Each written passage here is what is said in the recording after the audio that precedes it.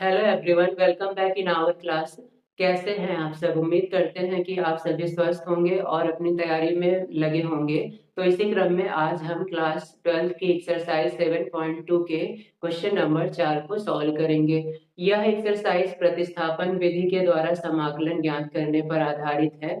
इस एक्सरसाइज में हम प्रतिस्थापन के द्वारा समाकलन निकालेंगे। तो क्वेश्चन नंबर 4 यदि हम ध्यान से देखें तो इसमें एक फंक्शन दिया है जिसका पहला पार्ट है sin x, फिर आगे दिया है sin cos x dx। तो यहाँ पर हमें प्रतिस्थापन करना है। प्रतिस्थापन हम किसका कर सकते हैं ये ध्यान देना पड़ेगा। अगर sin x को हम कुछ मान लें तो फिर इस cos x का इस sin से संबंध नहीं बन पाएगा। लेकिन अगर इस cos को हम कुछ मानते हैं तो cos का अवकलन sin हो जाएगा और sin x dx ये मिलके dt में बदल जाएंगे। तो यहाँ पर सबसे पहले हम मानने वाले हैं cos x बराबर t। cos x को हमने t मान लिया। अब हम दोनों पक्षों का हमेशा की तरह अवकलन करेंगे। तो cos का अवकलन होता है माइनस साइन x, साथ में लगाएंगे dx और इधर dt का अवकलन एक और dt साथ में लगेगा।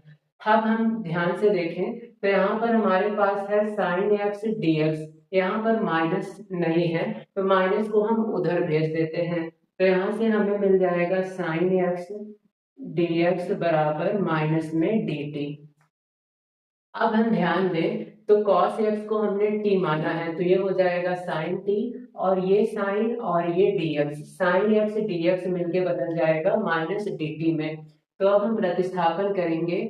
sin को लिखेंगे, इस sin के साथ cos है और इस cos को हमने t माना है तो ये हो जाएगा sin का t। ये sin और ये dx मिलके बदल गया है माइनस dt में। तो ये अब हमारा फंक्शन साइन का फंक्शन बन गया है और साइन टी का समाकलन होता है माइनस कॉस टी। तो इस माइनस को हम कर देंगे बाहर।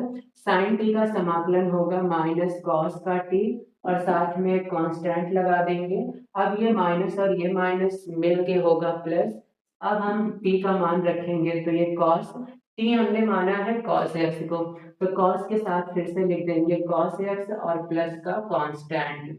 तो ये था समाकलन क्वेश्चन नंबर 4 का। यहाँ पर हमने cos x को t मान लिया, फिर दोनों पक्षों का अवकलन किया। cos x का अवकलन माइनस sin x dx और t का हो जाएगा dt। माइनस को उस तरफ करने पर sin x dx का मान आता है माइनस का dt। अब sin cos के साथ है, cos x को हमने t माना है तो sin t हो गया और साथ में sin x dx हो गया माइनस dt। माइनस बाहर कर देंगे, sin t का समाकलन माइनस cos t प्लस में कांस्टेंट माइनस माइनस प्लस और t का मान हमने रख दिया cos x। तो ये था क्वेश्चन नंबर 4। उम्मीद करते हैं आपको समझ में आया होगा। अब हम सॉल्व करेंगे क्वेश्चन नंबर 5 को। उससे पहले वीडियो को पॉज करके इसे अच्छे से नोट कर लें। क्वेश्चन नंबर 5 में दिया गया है sin ax plus B cos ax plus B dx और हमें करना है समाकलन। अगर हम ध्यान से देखें तो ये हमें एक फॉर्मूला के रूप में दिखाई दे रहा होगा। sin 2x का फॉर्मूला होता है sin 2x बराबर होता है 2 sin x into cos x। तो 2 sin x cos x को हम लिख सकते हैं sin 2x। यहाँ पर sin के साथ ax प्लस b है, यहाँ cos के साथ ax प्लस b है, तो ये हो गया sin x, ये हो गया cos x। इतना हमें दिया है, बस 2 की कमी है। अगर यहाँ पे 2 लग जाए तो इसे हम लिख देंगे sin 2x। तो यहाँ पर 2 लगाने के लिए 2 से हम कर देते हैं गुणा और 2 से कर देते हैं भाग। तो हमने 2 से गुणा और 2 से भाग कर दिया।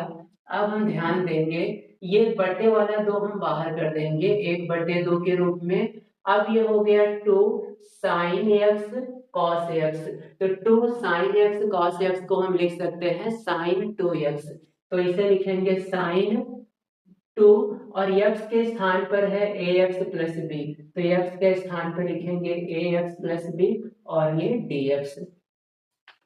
तो ये था इस क्वेश्चन का एक सिंपल सा आइडिया। हमने इस बड़े फंक्शन को sin 2x के फॉर्मूले की हेल्प से सिंपल रूप में कन्वर्ट कर लिया है। अब हम इसे t मान लेते हैं और समाकलन कर देंगे। तो सबसे पहले हम मानेंगे ax 2ax plus B. 2ax plus B बराबर t। तो हमने इस पूरे को मान लिया t। अब हम अवकलन करेंगे तो 2ax यहाँ पर गुणा कर देते हैं, तो 2 का ax से गुणा करेंगे 2ax प्लस 2 का b से गुणा करेंगे 2b और ये t। अब अवकलन करते हैं तो यहाँ पर 2a कांस्टेंट है और x का अवकलन हो जाएगा 1, तो बचेगा 2a। 2b का अवकलन 0 होगा क्योंकि ये पूरी तरह से कांस्टेंट है, तो 2a के साथ हम लगा देते हैं dx। t का अवकलन 1 होगा और इसके साथ लगा देंगे dt। तो यहाँ पर 2a का जैसा कुछ भी बाहर में फंक्शन नहीं है, तो इस 2a को हम भेज देते हैं दूसरी साइड। तो यहाँ से dx बराबर हमें मिलेगा 1/2a और ये dt। अब हम प्रतिस्थापन करेंगे तो यहाँ से करते हैं प्रतिस्थापन। हमने 1/2 को बाहर रखना है, ये है साइन, इस अंदर वाले भाग को हमने t माना है तो इसे लिख देते हैं t। अब साइन के साथ t है तो dx को हटाना पड़ेगा, क्योंकि जिस चर का समाकलन करना है समाकलन गुणांक भी उसी चर का होना चाहिए। तो यहाँ पर हमें dx को लिखना है, dx को dt से रिप्लेस करना है।